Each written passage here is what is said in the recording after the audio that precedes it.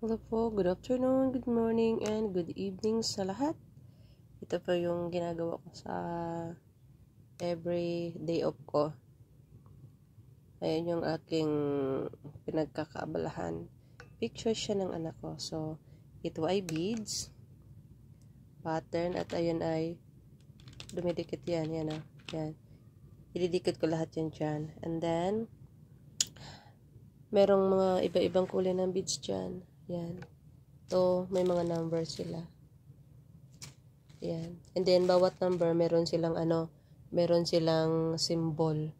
So, hindi ka malilito. Ito naman, inano ko yung 1 to 10, 11 to 20, 20 to ganyan. Para pag kumuha ko mabilis. And then, andito yung mga symbol. Ay, pasensya na po. Ayan. Tulad nyan, ang letter Y, ayun yung number, yung kulay. Tapos, ito naman yung 40. Ito yung symbol. So, lahat ng Y, yan.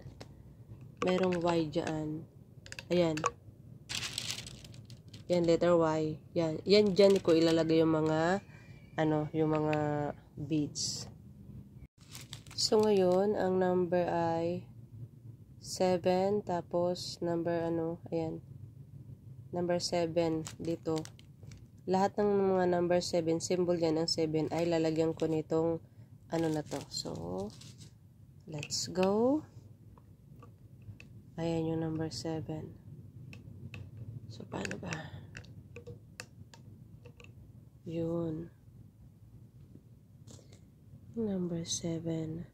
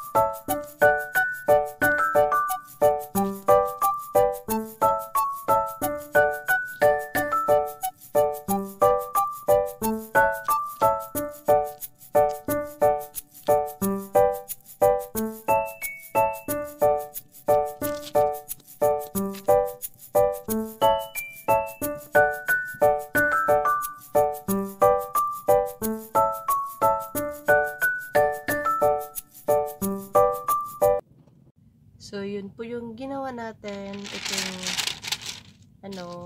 i-update ko kayo sa susunod na gagawa ko. So, hindi ko na siya maipapakita ng husto. Bale, ito yung ginagawa ko. Hindi ko pwedeng tanggalin itong, itong plastic kasi ito yung nagsusupport na para hindi mawala yung dikit nito. So, till next time, yan, yung ng anak ko, meron lang siyang konti dito. Kasi pag may tira-tira ditong beads, inilalagay ko na dyan. So, thank you for watching. Sa susunod ay ano ko siya, mag-update tayo tungkol nitong aking ginagawa at libangan. Cross-stitch din, minsan mag-upload ako para makita din ninyong mga viewers ko, mga followers ko, subscribers, para makita natin yung mga ating mga ginagawa sa buhay-buhay. So, thank you for watching. Follow for more likes and comments. Mag-share na rin po kung nagustuhan nyo yung aking videos for today. So, thank you for watching. Bye!